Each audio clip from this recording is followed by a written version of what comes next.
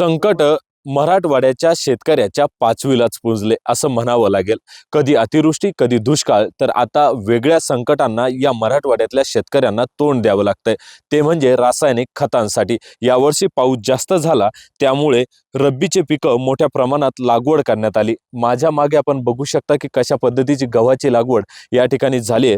तर झेंडूच्या फुलांची शेती देखील माझ्या ज्या शेतामध्ये मी उभा आहे त्या शेतामध्ये झेंडूच्या फुलाची लागवड मोठ्या प्रमाणात झाली आहे.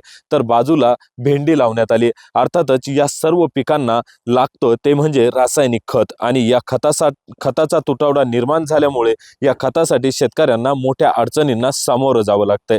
माझ्यासोबत काही शेतकरी आहेत, नक्की त्यांना कशा पद्धतीच्या अडचणी येतात ते जाणून घेऊयात. खतासाठी कशा अडचणी तुम्हाला निर्माण होतात? सर, पहिली गोष्ट खत मिळत नाही. खत भेटलं पण तर 30-40 रुपये शिल्लक द्या म्हणते, तेव्हा तुम्हाला युरिया भेटेल. तर शेतकऱ्याकडे इतकं राहत नाही बजेट. ती एक गोणी घेतली तर ते देतो 30-40 शिल्लक. पण ज्यांना 20-30 हजारच घ्यायची, ते कसं काय करेल? पैसे शिल्लक दिल्यावर मिळतं खत?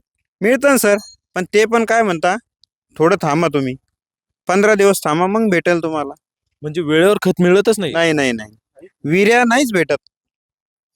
शेतकऱ्याचे हाल म्हणजे परिस्थिती एकदम बिकट झाली, आणि ते विऱ्याशिवाय तर माल येत नाही. आता हे आपलं गहू पाहिलं, त्याला विऱ्या लागणार आहे. ते विऱ्या नाही देणार तर आपण काय करणार? आसमानी संकटांना शेतकरी पहिलाच घाबरलाय. आसमानी संकटांमुळे शेतकरी अडचणीत देखील आहेत. त्यासोबतच आता हे संकट शेतकऱ्यांसमोर उभे राहिलेत. त्यामुळं शेतकरी मोठ्या अडचणीत तर सापडलाय. आर्थिक बजेट देखील शेतकऱ्यांचं कोलमडतंय. कारण जर खत घ्यायचं तर ते वेळेवर मिळत नाही, आणि त्यासोबतच जास्त पैसे द्यायचे म्हटले तरी 15 ते 20 दिवस वेटिंगवर थांबावं लागतंय.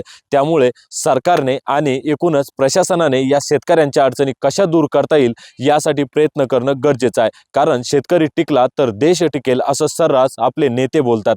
त्यामुळं त्यासाठी त्यांना प्रयत्न करणे देखील महत्त्वाचं आहे. अविनाश कानडजे, न्यूज 18 लोकमत, छत्रपती संभाजीनगर.